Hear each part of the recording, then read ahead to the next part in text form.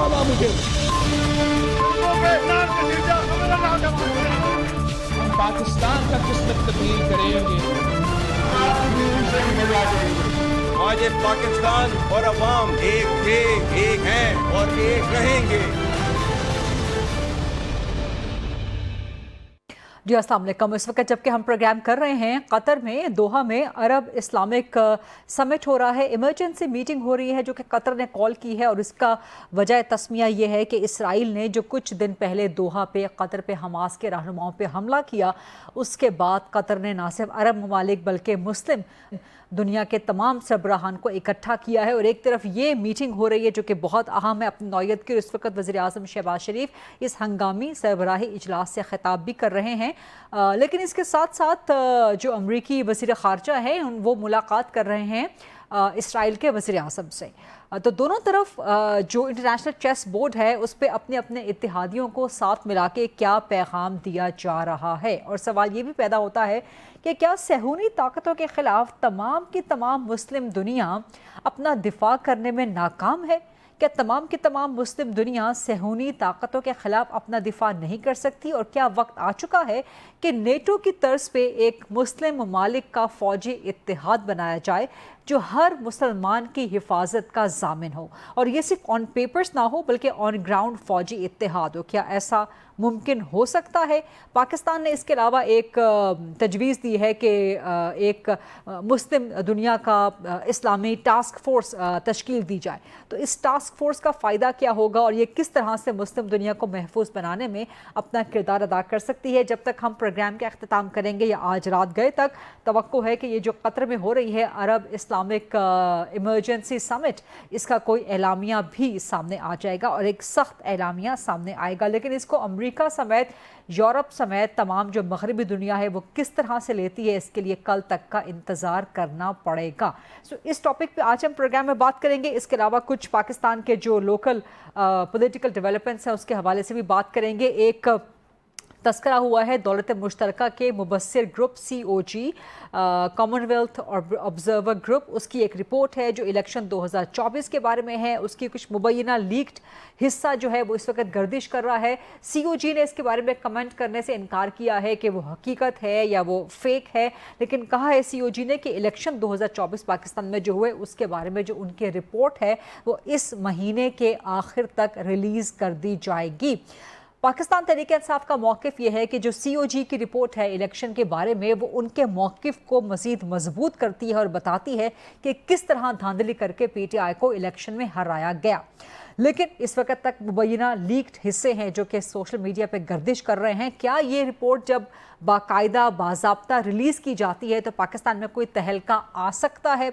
इस पर बात करेंगे और दीगर कुछ सियासी मामलात के हवाले से प्रोग्राम के फ्लोर को ओपन करते हैं डिबेट डिस्कशन क्वेश्चन आंसर्स के। मुझे ज्वाइन कर रहे हैं सेंटर डॉक्टर हुमायूं मोहम्मद साहब, पाकिस्तान तहरीक इंसाफ के सीनियर मरकज़ी सरकर्दा रहनुमा हैं। चौधरी मंजूर अहमद साहब पाकिस्तान पीपल्स पार्टी के सीनियर सरकर्दा और मरकज़ी रहनुमा हैं। और मेरे साथ मौजूद हैं राना एहसान अफजल खान साहब, PMLN के सीनियर और मरकज़ी रहनुमा हैं और कोऑर्डिनेटर हैं प्राइम मिनिस्टर के। चूँकि हमने बात का आगाज़ करना है जो कतर में दोहा में इस वक्त हो रहा है समिट, तो राना एहसान अफजल खान साहब आपसे मैं स्टार्ट करूंगी। आप समझते हैं कि क्या वक्त आ चुका है कि नेटो की तर्ज पे एक मुस्लिम दुनिया का भी एक फ़ौजी इत्तेहाद, एक ऐसा फ़ौजी इत्तेहाद जो प्रैक्टिकल हो, जो ऑन ग्राउंड हो, वो वजूद में अब आने की ज़रूरत है? क्या ऐसा हो सकता है मुमकिन? बिस्मिल्लाह रहमान रहीम। देखिए, जब इंडिया ने पाकिस्तान की सोवरेनिटी को चैलेंज किया, पाकिस्तान की एयर स्पेस को वायलेट किया और पाकिस्तान में अनवारंटेड और अनएग्रेस्ड जब हमला किया, तो मैं समझता हूँ कि तब एक ही चीज इफेक्टिव थी। हमने यूनाइटेड नेशंस को भी अप्रोच किया, लेकिन फिर हमने जवाब दिया और मुंह तोड़ जवाब दिया, जिसके बाद पैरिटी अचीव हुई। बल्कि हमारा अगर देखा जाए तो हमें एक एडवांटेज मिला इंडिया के ऊपर। तो ये देखें, जब से इजराइल गाजा के ऊपर, फलस्तीनियों के ऊपर हमला आवर हो रहा है और उसके बाद 6 से 7 अरब ममालिक की सोवरेनिटी को उसने चैलेंज किया है, तो यूनाइटेड नेशन जो है, जहां उसका एक ऐसा प्रैक्टिकल कोई इक़दामात आने चाहिए थे कि जो पेनलाइज करते, कोई प्यूनिटिव एक्शन होता है इजराइल के खिलाफ, वो हमने नहीं देखा। تو اب جب قطر کے اوپر کیا ہے تو میرے خیال سے یہ ایک اچھا عمل ہے کہ جہاں سارے جو مسلم ممالک ہیں آج وہ اکٹھے ہیں.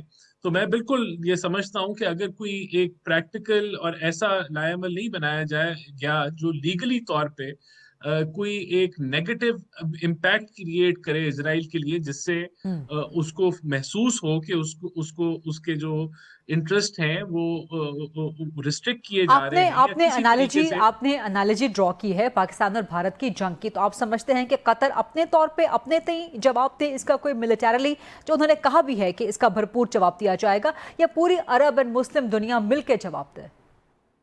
دیکھیں, جب 7 ملکوں کی سیورینٹی کو چیلنج کیا گیا ہے تو اب اس میں 2 موقع, ایک تو یہ کہ قطر انڈیپینڈنٹلی کرے, دوسرا یہ کہ اگر کوئی مسلمان ممالک جس طرح آپ نے کہا کہ کوئی نیٹو کی طرز کے اوپر بنا لے, وہ مجھے تو نہیں لگتا کہ یہ ابھی یہاں کچھ ایسا ہونے جا رہا ہے. بہرحال میں یہ امید ضرور کروں گا کہ کوئی ایسا پریکٹیکل اور لیگل وے اپنایا جائے جس سے اسرائیل کو امپیکٹ پڑے. لیکن میں یہ ضرور اس آئیڈیا کو میں آئی وڈ سیکنڈ اٹ کہ دیکھیں, جب ایک ملک جو ہے انٹرنیشنل لا اتنا ویکن ہو چکا ہے کہ اسرائیل جیسا ملک جو کہ وائلیٹر ہے انٹرنیشنل لا کا, جو کہ وائلیٹر ہے ہیومن رائٹس کا, وہ ایک دفعہ نہیں درجنوں دفعہ وائلیشن کرتا ہے. اور دنیا کا جو پلیٹ فارم یونائٹڈ نیشن سے جو ہم سمجھتے ہیں کہ ایک کوئی امپیکٹ آنا چاہیے وہ نہیں نظر آ رہا, تو ہمیں ضرور کوئی اس کے پیرلل یا اس کے قریب کوئی ایسا میکنزم ہونا چاہیے جو اس معاملے کو روکے, ورنہ کیوس ہے انٹرنیشنل ارینا, ورنہ کیوس ہے. سینٹر ڈاکٹر ہمایوں محمد صاحب, میں آپ کی طرف آؤں گی, آپ کا کمنٹ مجھے اس پہ چاہیے. ایک اسلامی ممالک کا اتحاد تو موجود ہے, ان کی ایک فورس بھی موجود ہے جس کو ہیڈ کرتے رہے جنرل راحیل شریف صاحب, لیکن کیا آپ سمجھتے ہیں کہ اس وقت جو چیلنج درپیش ہے تو کیا کوئی نیٹو کی طرز پہ کوئی مسلم دنیا کا فوجی اتحاد بن سکتا ہے جو پریکٹیکل ہو اور جو آن گراؤنڈ موجود ہو اور جو واقعی دفاع کر سکے؟ بسم اللہ الرحمن الرحیم. دیکھیں, آپ نارملی اپنا تجزیہ کرتے ہیں کہ لیٹس سے اگر میں نے کوئی غلط کام کیا اور آپ نے یا رانا صاحب نے اس کے اوپر کوئی کمیٹی بلائی ہے, تو میرا ریاکشن بتا رہا ہوگا کہ میں آپ لوگوں کو کس لیول پہ رکھ رہا ہوں. فرض کرے وہی غلط کام کنٹینیوس کرتا جا رہا ہوں جس کے بارے میں آپ نے میرے لیے کیا ہے, so that means I basically do not consider you as a threat اور اینی تھنگ. ابھی غازہ کا اور یہ سارا قتل سارا ہوا ہے, ایز یہ سارے لوگ جو وہاں جمع ہو رہے ہیں, اور میرے خیال میں بقول رانا صاحب کے ہو سکتا ہے کہ پرائم منسٹر صاحب چھوٹے جہاز میں گئے ہوں کیونکہ اس کی اتنی سیٹیں تھی نہیں کہ اور لوگوں کو بٹھا سکتے ساتھ لے جاتے, تو وہاں پہ جب یہ ہے اس دوران میں اسرائیل اٹیک کرتا جا رہا ہے. اگر اسرائیل کو ڈر ہوتا کہ یہ مسلم امہ کچھ کر سکتی تو وہ یہاں پہ ایک پاز دے, وہ دیکھتا کہ یہ کیا کر رہے ہیں, لیکن وہ ٹھیک. شاہد صاحب, آپ کا مجھے جواب چاہیے, آپ کا انالیسس مجھے چاہیے کہ پوسچرنگ ہو رہی ہے ایک طرف قطر میں تمام عرب اور مسلم دنیا کا سربراہی اجلاس اور ہنگامی سربراہی اجلاس, ساتھ میں امریکن جو وزیر خارجہ ہیں وہ پہنچ گئے ہیں نتن یاہو سے ملاقات کرنے کے لیے, تو پوسچرنگ ہو رہی ہے اپنے اپنے الائز کی. ان دونوں کو کس طرح آپ ان کو وے کس طرح سے کریں گے, کس کا پلڑا بھاری رہے گا؟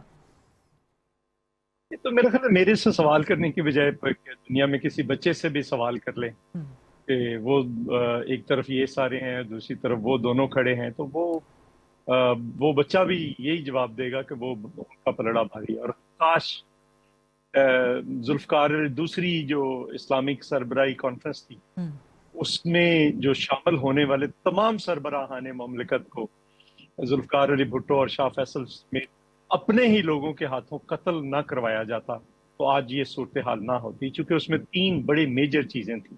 ایک کہ آئیے ہم ایک اسلامک ڈیولپمنٹ بینک بناتے ہیں, آپ اپنا پیسہ نکالیے دوسرے ممالک سے اور اس میں رکھیے, اس سے اسلامی دنیا کی ڈیولپمنٹ کرتے ہیں.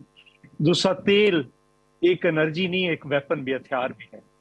اور تیسرا انہوں نے کہا تھا کہ ہم مل کر ایک کوئی فوجی حکمت عملی اپنائیں جس پہ سارے رضامند ہو گئے تھے، اور انہوں نے کہا تھا کہ ہم نے ایٹمی پروگرام شروع کیا ہے، ایٹم بم کی بات نہیں ہے اکیلے کی، تو اس میں ہمیں گھیرا ڈال لیا گیا ہے، ہماری مدد کریں۔ تو وہ مدد کی شاہ فیصل نے، قذافی سے لے کر سب نے۔ اور پھر المیہ دیکھیں تو ان کا ایک ایک بندہ چن چن کر قتل کر دیا گیا، تو اس کے بعد باقیوں نے تو نصیحت پکڑنی تھی۔ تو سو آج جو ان کا اکٹھ ہے، میرے خیال ہے اس میں سے سب کو پتا ہے کہ کیا نتیجہ نکلنا ہے۔ ابھی بھی لیکن ابھی بھی یہ بات ہو رہی ہے کہ کیا تیل کو بطور ہتھیار استعمال کیا جا سکتا ہے، تو کیا کوئی سالڈ سولوشن سامنے آ سکتا ہے؟ میں نے آپ کے سامنے تینوں آپشنز رکھی۔ اس 1974 کے اندر 14 فروری 1974 کو یہ چیزیں ڈسکس ہوئی تھی، اور اس میں ایگریمنٹ ہو گیا تھا، بینک پہ سائن ہو گئے تھے، باقی چیزیں ہو گئی تھی۔ پھر اس کے بعد کیا حشر ہوا، اور ان کا وہ جو اپنے اقتدار کی بھیک مانگتے ہیں امریکہ سے، وہ کیا ان کے خلاف سٹینڈ لے سکتے؟ یہ المیہ ہے اس وقت، اور اپنے ہی لوگوں کے ہاتھوں پھر وہ سارے قتل ہوئے، تو اس میں کیا تو آپ سمجھتے ہیں کہ اس ایمرجنسی میٹنگ میں سے کچھ نہیں نکلے گا؟ آپ سمجھتے ہیں کہ میں سمجھتا ہوں جو پاکستان نے تجویز دی ہے، یہ وہی تجویز دہرائی گئی ہے جو 1974 میں تھی۔ 74 اور آج پلوں کے نیچے سے بہت سارا پانی گزر گیا۔ لیکن یہاں پر تو اسلامی ٹاسک فورس کے قیام کی جو ہے پاکستان نے تجویز دی ہے، کیا نیٹو کی طرز پہ آپ سمجھتے ہیں واقعی کوئی دفاع بن سکتا ہے، یا ابھی تک ہم اتنے کمزور ہیں، ہمیں کئی دہائیاں کئی 100 سال مزید لگ جائیں گے اتنے مضبوط ہونے میں مسلم دنیا کو؟ دیکھیں، کمزوری کا ایشو نہیں ہے، ایشو ہے آپ کے نقطۂ نظر پہ کھڑے ہونے، وہ کون کھڑا ہوگا؟ ٹھیک، وہ وہاں پہ نیٹو کے اندر زیادہ تر وہ حکومتیں جو ہیں وہ اپنے عوام کی الیکٹڈ حکومتیں ہیں، اور وہ وہاں سے لوگوں سے اپنی طاقت ڈرا کرتے ہیں۔ ٹھیک، اور یہاں پہ کیا ہے، رائٹ، بادشاہتے ہیں، اور یہ تو لوگوں سے ڈرا نہیں کرتے، یہ تو لوگوں سے ڈرتے ہیں، تو یہ کیسے پھر آپ ان ساری چیزوں کو کر سکیں؟ صحیح۔ رانا احسان صاحب، میں آپ کی طرف واپس آؤں گی، لیکن یہ سوال ڈیو ہے سینیٹر ہمایوں صاحب سے، ایون دو ہم ڈسکشن سے تھوڑا سا ہٹ رہے ہیں، تھوڑا سا آگے بڑھ رہے ہیں، لیکن یہ جو قطر میں آج ایمرجنسی میٹنگ ہے، اس کا جواب سینیٹر ہمایوں صاحب سے ہم ضرور لیں گے۔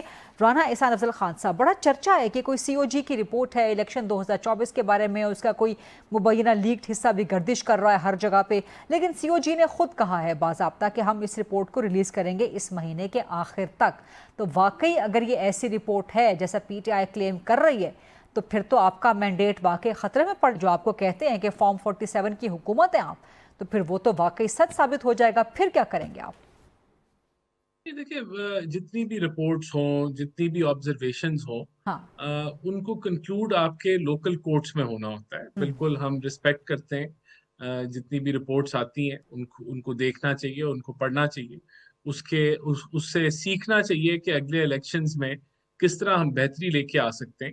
لیکن دیکھیں، یہ رپورٹس ہوتی ہیں، ان کا کوئی بائنڈنگ، کوئی افیکٹ نہیں ہوتا۔ جو ہمیں کرنا ہے وہ ہمیں خود کرنا ہے، اور اس کے لیے دیکھیں ہمیں جتنی سیاسی جماعتیں ہیں ان کو بیٹھنے کی ضرورت ہے، اور اگلے الیکشن کو جو ہے اس قابل بنانے کی ضرورت ہے کہ جس کے نتائج جو ہیں ساروں کو قبول۔ ٹھیک ہے، لیکن آپ کہہ رہے ہیں کہ رپورٹ آ بھی جائے، اس میں اگر ثابت ہو بھی جائے کہ الیکشن 2024 رگڈ تھے، لیکن فرق نہیں پڑتا جب تک پاکستان کی عدالتوں میں ثابت نہ ہو۔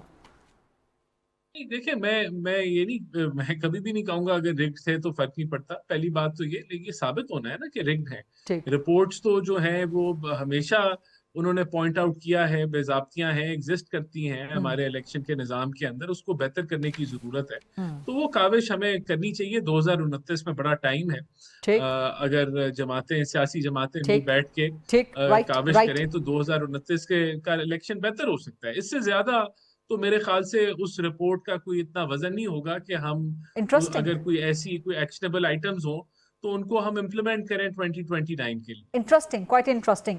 چودھری منظور صاحب، آپ کا مجھے کمنٹ چاہیے اسی الیکشن رپورٹ کے حوالے سے، COG جو کہ وہ کہہ رہے ہیں کہ اس مہینے کے آخر تک آ جائے گی، اور اس کا جو مبینہ لیکڈ حصہ ہے وہ تو بڑا ڈیمنگ ہے۔ وہ اگر سامنے ایسے ہی ہو گیا، ایسے ہی رپورٹ آ گئی، تو پھر تو آپ لوگوں کی حکومت خطرے میں پڑ جائے گی، اخلاقی طور پہ بھی اور ہر اعتبار سے، سیاسی اعتبار سے۔ ایک تو بنیادی بات ہے کہ ہماری حکومت نہیں، حکومت تو نون لیگ کی ہے. ہم پارلیمنٹ کے اندر ان کے ساتھ کھڑے ہیں. حکومت وہ ہوتی ہے جس کا پرائم منسٹر ہوتا ہے اور اس کے وزراء ہوتے ہیں، کیبنٹ ہوتی ہے، وہی حکومت ہوتی ہے. تو ہم تو کیبنٹ کے حصہ نہیں ہیں. یعنی کہ آپ اخلاقی بوجھ نہیں اٹھائیں گے اگر ایسی رپورٹ آ گئی تو؟ نہیں، اخلاقی بوجھ کا ایشو نہیں ہے ہمارے، تو اپنے اعتراضات ہیں اس الیکشن کے اوپر. لیکن اس سے پہلے ایک اور بات کرنا چاہتا ہوں. جی.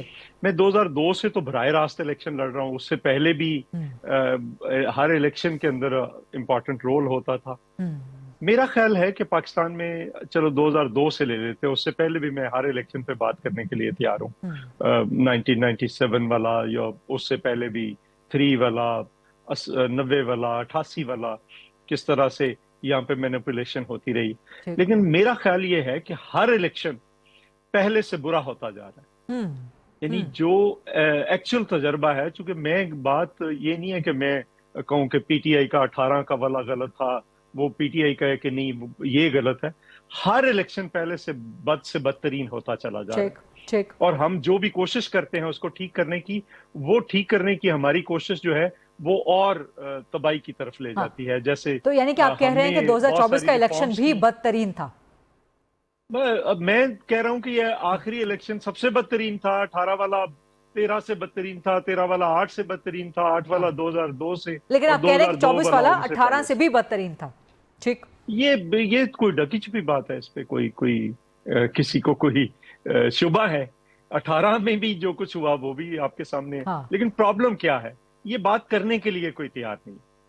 وہ کہیں گے فلاں الیکشن غلط تھا، میں کہوں گا فلاں غلط تھا، وہ کہیں گے فلاں غلط تھا. یہ اس سے کام نہیں چلے گا. ہم اس بات کو تسلیم کریں کہ ہر الیکشن پہلے سے برا ہوتا جا رہا ہے. اس کو بہتر، اور جو بھی بہتر کرنے کی ہم کاوش کرتے ہیں وہ اور برا کر دیتی ہے. سوال یہ ہے کہ کہاں سے ہو رہا ہے، یہ کون کر رہا ہے، یہ کہاں سے ہو رہا ہے، کون کر رہا ہے، اس کو روکنے کی ضرورت ہے. دوسرا میں سمجھتا ہوں کہ آپ نے آج کے ٹاپک میں سیلاب بالکل نہیں رکھا، اس کو بالکل نہ چھوڑیے. نہیں، سیلاب پر بات ہوگی، بالکل سیلاب پر بات ہوگی، یقینی طور پہ ہوگی، کیونکہ اصل تو لوگوں کا وہ ایشو ہے. جی، کیونکہ پیپلز پارٹی کے مطابق سیلاب کی تباہ کاریاں بہت زیادہ ہیں اور اتنا اس کو فوکس نہیں کیا جا رہا. سینٹر ہمارے صاحب، آپ میرے ساتھ موجود ہیں؟ جی، میں آپ کے ساتھ موجود ہوں. جی، معذرت، کچھ شاید سگنلز کے ایشو ہیں اس ایریا میں، اور مجھے ایک بریک بھی لینی پڑ گئی ہے. میں بار بار آپ کی طرف آنے کی کوشش کر رہی تھی، تو آپ کی اجازت سے اگر بریک لیں تو واپس آ کے زیادہ سوالات آپ سے ہی ہوں گے، کیونکہ آپ کا موقف قطر کے حوالے سے، رپورٹ کے حوالے سے الیکشن برقرار ہے، اور سیلاب پر بھی بات کریں گے. Let's take a short quick break and then come back. Welcome back after the break. Senator ہمارے صاحب، اب آپ کو کیا میری آواز آ رہی ہے؟ بالکل آ رہی ہے. ٹھیک ہے. ایک تو میں آپ سے آپ کا ویو پوائنٹ جاننا چاہتی، جو ہم قطر کے حوالے سے ڈسکس کرتے، اس پہ آپ کا جواب پینڈنگ تھا، فرمائیے گا. میں دوبارہ کرتے تو بسم اللہ الرحمن الرحیم. یا کا نعبد و یا کا نستعین. دیکھیں، جو چودھری صاحب بات کر رہے ہیں نا، میں چودھری صاحب سے کافی ایگری کرتا ہوں. نمبر 1، ایک تو پروبیبلی ایک ہمت والی بات ہے، یا جو ول والی بات ہے وہ شاید اتنی نہ ہو. نمبر 2، دیکھیں، جو اسرائیل اٹیک کرنے کے بعد اگر اسرائیل ان کو کسی خاطر میں لاتا تو وہ تھوڑا سا پاز کر لیتا اپنے اگلے ایکشنز کے لیے جو وہ غازہ میں کر رہا ہے تھوڑی دیر کے. لیکن وہ ان کو کر کے اس کے بعد وہ کنٹینیو کر رہا ہے غازہ میں، پیلسٹائن کے اوپر تھرو آؤٹ کیے جا رہا ہے. سو دیٹ مینس کہ یا تو اس کو جو شے مل رہی ہے وہ بہت اسٹرانگ ہے، اور اس کو پتہ ہے کہ یہ لوگ کچھ نہیں کریں گے، یہ صرف باتیں کریں گے. یہ OIC والی بات وہی ہوگی کہ OIC اینڈ دیٹس اٹ، اس سے زیادہ یہ کچھ نہیں کریں گے. تو یہ میرا پرسنل ہے کہ آئی ڈونٹ تھنک سو کہ اس سے کوئی خاطر خواب ہوگا. اگر یہ کوئی ایسی فوج بنانا چاہتے جو اسلامک ملکوں کی فوج ہو، جیسے نیٹو کی ہے فلانا ہے، میرا نہیں خیال کہ وہ ہو سکے گا، کیونکہ اس کو یہ ٹیکنیکلی ہم لوگ سارے کہیں نہ کہیں سے، یہ سارے جو ہمارے آرمامنٹیرینز ہوتے ہیں، ہم کہیں نہ کہیں سے لے رہے ہوتے ہیں، جہاز یہاں سے، ٹینک وہاں سے، فلانا وہاں سے. تو میرا نہیں خیال کہ کسی کے کوئی ہمیں الاؤ کرے گا، یہ کچھ کرے گا، اور ہم میں اتنا دم نہیں ہے، مسلمانوں میں اتنا دم نہیں ہے. کمنگ ٹو یہ جو الیکشنز کی بات کر رہے ہیں، جو کامن ویلتھ والی ہے، دیکھیں اس میں بڑے سوالات ہوتے ہیں. کامن ویلتھ والوں نے اس کو ڈینائی نہیں کیا، انہوں نے یہ نہیں کہا کہ ہم اس رپورٹ کو ڈینائی کر رہے ہیں، انہوں نے ڈینائی نہیں کیا. انہوں نے ایکسیپٹ بھی نہیں کیا، لیکن وہ کہہ رہے ہیں کہ ہم اس مہینے کے آخر تک ریلیز کر دیں گے. انہوں نے ہاں انہوں نے ایکٹ آف اومیشن کیا ہے, انہوں نے کمٹ نہیں کیا, نہ ڈینائی کیا نہ ایکسپٹ کیا, اس کو ایکٹ آف اومیشن کہتے ہیں, اور انہوں نے کہا ہے کہ ہم اپنی رپورٹ دیں گے. سوال یہ ہے کہ اتنی ڈیلے کیوں کی انہوں نے؟ سوال یہ ہے کہ اس دوران میں وہ پاکستان کے وزیر خارجہ اور پاکستان کے الیکشن کمیشنز کے ساتھ اتنی ملاقاتیں کیوں کر رہے تھے؟ سوال یہ ہے کہ انہوں نے اپنی رپورٹ الیکشن کمیشن کو کیا دی ہے, پہلے سے دی ہے یا نہیں دی؟ سننے میں یہ آ رہا ہے کہ پاکستان کے کہنے کی بیسس پہ انہوں نے یہ ڈیلے کیا تھا, اور ابھی اس لیے لے کر آ رہے ہیں کہ یہ لیک ہو گئی ہے, ورنہ وہ نہ لے کر آتے. تو یہ ساری چیزیں کرتے ہیں. اور اگین چودھری صاحب والی بات ہے, دیکھیں بعض دفعہ بڑا رانا احسان تو کہہ رہے ہیں کہ جتنی مرضی رپورٹیں آتی رہیں, جب تک پاکستان کی عدالت میں ثابت نہیں ہوتا کہ دھاندلی ہوئی تھی, تب تک آپ اپنا لپیٹے رکھیں بوریا بستر. دیکھیں اس طرح یہ ہے کہ جو سیزن پولیٹیشنز ہوں گے نا, جن کو ویلیو آف ڈیموکریسی کا پتہ ہوگا اور انہوں نے بھی اپنے ٹائم پہ غلطیاں کی ہوں گی, وہ اس غلطیوں کو ریئلائز کرتے ہوئے نشاندہی کرتے رہیں گے, جو کہ چودھری صاحب نے بھی کہی ہے. And I appreciate such people کہ جو کہ صحیح بات کرتے ہیں. رہی بات یہ, اگر دیکھیں اگر ایک بندہ نالائق ہے, اس کو آپ کہیں کہ یار یہ تم دوبارہ فیل ہو گئے ہو, اس کو فکر ہی نہیں ہے کہ میں فیل ہونے سے مجھے فکر کیا ہے. میں آپ کو دو تین کس کی طرف اشارہ کر رہے ہیں, کس کی طرف اشارہ کر رہے ہیں آپ؟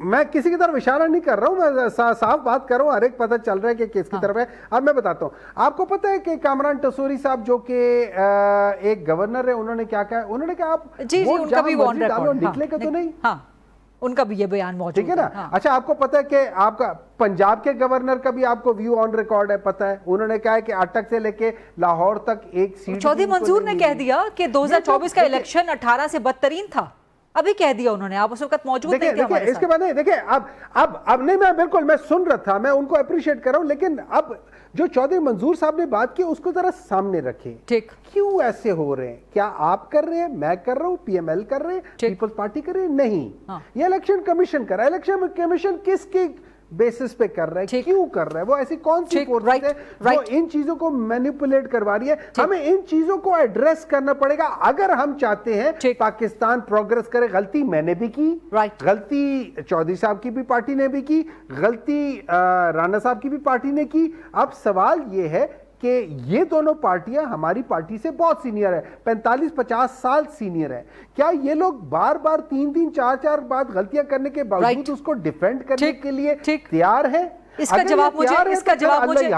جواب مجھے لینے دیں, لیکن سیلاب کے حوالے سے بات کرنی ہے. چودھری منصور صاحب اگر آپ اس پہ کچھ کمنٹ کرنا چاہیں تو کریں, یا پھر سیلاب کے حوالے سے گفتگو کرتے ہیں.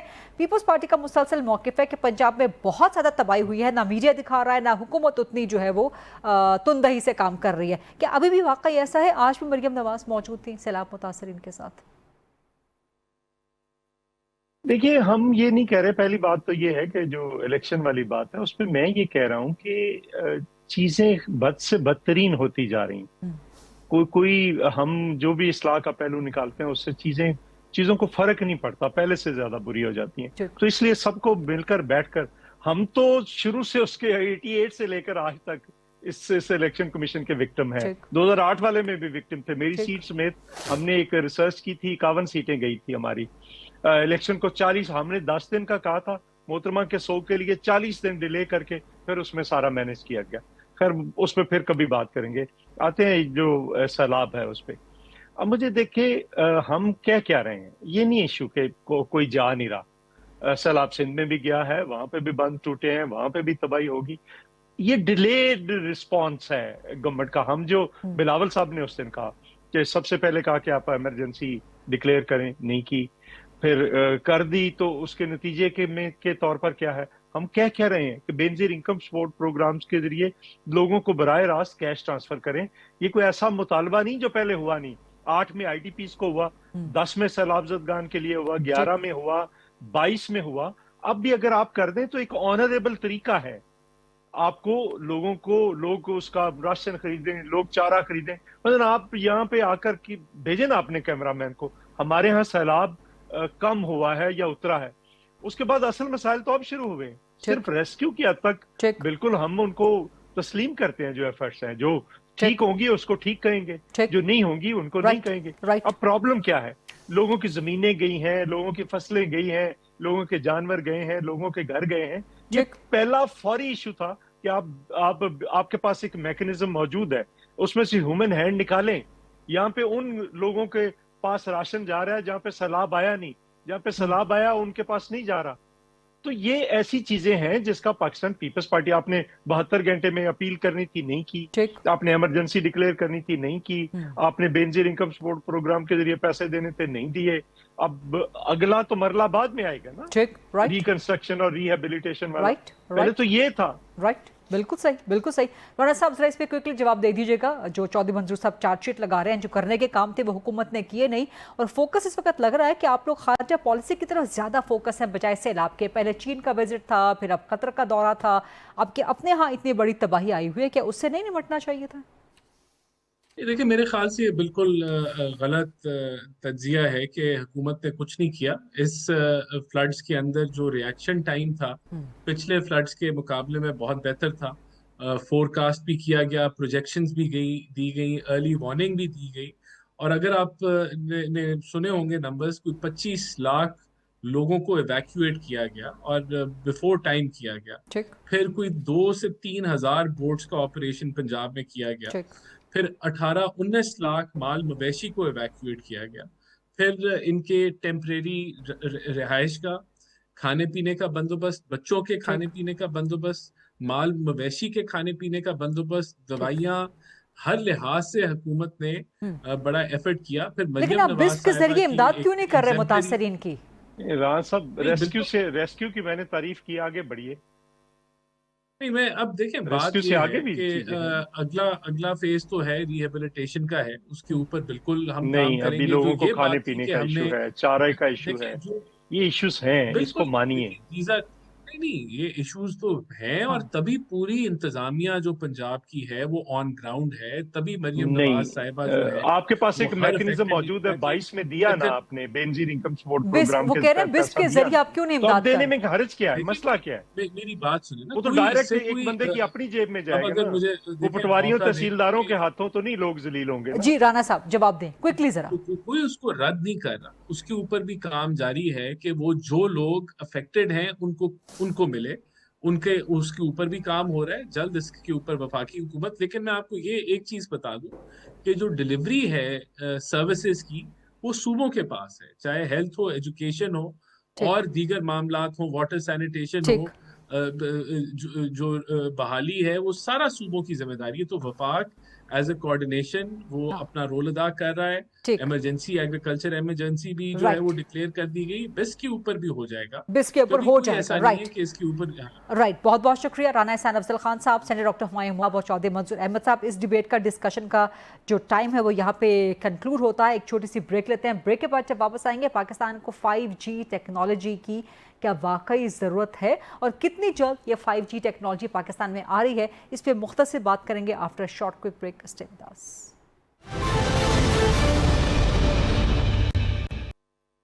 Welcome back after the break. Programme کے اس سیگمنٹ میں انتہائی اہم ٹاپک کے حوالے سے بات کریں گے. پاکستان میں 5G ٹیکنالوجی آنے جا رہی ہے, کیا واقعی پاکستان کو اس کی ضرورت ہے؟ اور پاکستان میں ویسے تو آئے روز انٹرنیٹ اور کیبل جو ہے وہ بند ہوئی ہوتی ہے, تو کیا 5G ٹیکنالوجی کے آنے سے پاکستان میں واقعی انقلاب آ جائے گا؟ کیا پاکستان کے جو پسماندہ ترین دور دراز علاقے ہیں, کیا وہاں کے لوگوں کو بھی مساوی حقوق مل سکیں گے کہ وہ دیگر شہروں کے مقابلے میں یا دیگر شہریوں کے مقابلے میں ایک مساوی حقوق, ایک مساوی پلیٹ فارم پہ آ سکے؟ پاکستان میں سوشل میڈیا استعمال کرنے والوں کی تعداد میں روز بروز کئی لاکھ کا اور سال بہ سال کئی کروڑوں کا اضافہ ہوتا چلا جا رہا ہے. اسی پر بات کریں گے 5G ٹیکنالوجی. دنیا تو اس وقت 7G 8G تک جا چکی ہے, پاکستان پھر بھی پیچھے ہے, لیکن کتنی ضرورت ہے اس وقت پاکستان کو 5G ٹیکنالوجی کے حوالے سے؟ میرے ساتھ موجود ہیں سابق وفاقی وزیر فار IT جناب فواد حسین چودھری صاحب. فواد چودھری صاحب بہت شکریہ آج پروگرام کے لیے وقت دینے پہ. 5G ٹیکنالوجی کیا آپ کو لگتا ہے کہ پاکستان میں آ سکے گی؟ پاکستان کا سسٹم اس قابل ہے کہ اس ٹیکنالوجی کو سہار سکے, اس کو برداشت کر سکے, اور اس ٹیکنالوجی کے آنے سے پاکستان میں فائدہ کیا ہوگا؟ دیکھیں, پہلی بات تو یہ کہ 5G ٹیکنالوجی جو ہے نا وہ ہے کیا. وہ آپ اس کو آسان زبان میں آپ یہ سمجھ رہے ہیں کہ جو ہماری جب ابھی میں اور آپ بات کر رہے ہیں تو یہ اس میں ایک 2-3 سیکنڈ کا ایک لیگ ہے، اور جب آپ نے دیکھا ہوگا کہ جب اوبیز کے اوپر ہم ریکارڈ کرتے ہیں تو لیگ کافی زیادہ ہوتا ہے. تو بنیادی طور کے اوپر پہلے تو یہ ہے کہ 5G میں یہ لیگ بالکل نہیں ہوتا، اور دوسرا یہ ہے کہ لیٹنسی جو ہے وہ بالکل نہیں ہوتی. تو ان دو وجوہات سے 5G جو ہے وہ بڑی زیادہ سپیڈ ہے. ہمارے ہاں پاکستان کے اندر تو ابھی 4G بھی پوری طرح امپلیمنٹ نہیں ہوا. آپ خود ہی دیکھیں گی کہ جب آپ فار ایگزامپل موٹر وے کے اوپر ہوتے ہیں یا جو ہی آپ سڑک کے اوپر ہوتے ہیں تو آپ کی جو کالز ہیں اسپیشلی واٹس ایپ کالز جو ہیں وہ نیچے آنا شروع ہو جاتی ہیں، ان کی کوالٹی گر جاتی ہے، اول تو ملتی ہی نہیں ہے. اسی طرح سے جب اگر آپ نے وہ وائی فائی کے اگر آپ باکسز کے اوپر ہیں تو آپ نے دیکھا ہوگا کہ وہ تو بالکل کام ہی نہیں کرتے. سو یہ سارے، لیکن بنیادی بات تو وہ ہے جو آپ نے خود ہی کی ہے شروع میں، کہ کیا ہمارے جو سیاسی اعتبار سے ہم جو انٹرنیٹ کی سپیڈ جو ہے اس کو افورڈ کر سکیں گے، جبکہ ابھی ہم جو 4G ہے اسی کو افورڈ بھی نہیں کر پاتے. تو پہلے جو ایک پولیٹیکل ول اس کے لیے ہے یا نہیں ہے، جو ظاہر ہے کہ اپیرنٹلی اتنی نہیں لگتی. دوسرا ایشو یہ ہے کہ 5G کے لیے جو اسمارٹ فونز ہیں وہ پاکستان میں بھی اتنے نہیں ہیں جتنے ہونے چاہیے. ہمارے دور کے اندر، پی ٹی آئی کے دور کے اندر، ہم جب موبائلز کی جو لے کے آئے تھے پالیسی، اس کے بعد اسمارٹ فونز کی تعداد میں کافی اضافہ ہوا 32% سے اب ہم 52% کے اوپر آئے. لیکن اب پھر ٹیکسز جو ہیں وہ موبائلز کے اوپر بڑے زیادہ ہو گئے ہیں، جس کی وجہ سے جو ہمارے اسمارٹ فونز ہیں اس کا حل یہی ہے کہ پاکستان کے اندر مینوفیکچرنگ ہو اور سستے ہوں.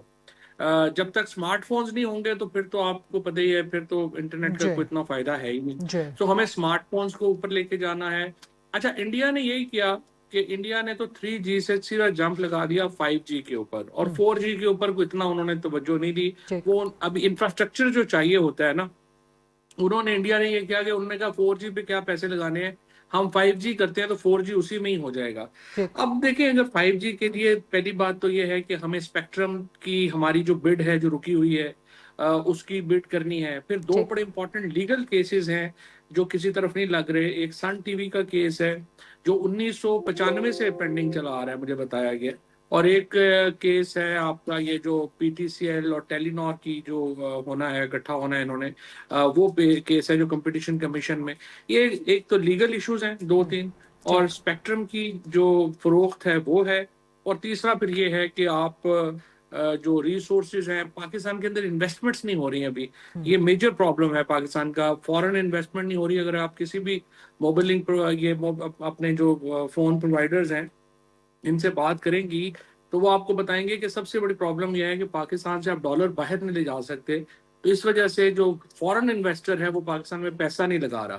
تو وداؤٹ دیٹ انویسٹمنٹ آپ اس کو کیسے کریں گے، آئی ڈونٹ نو.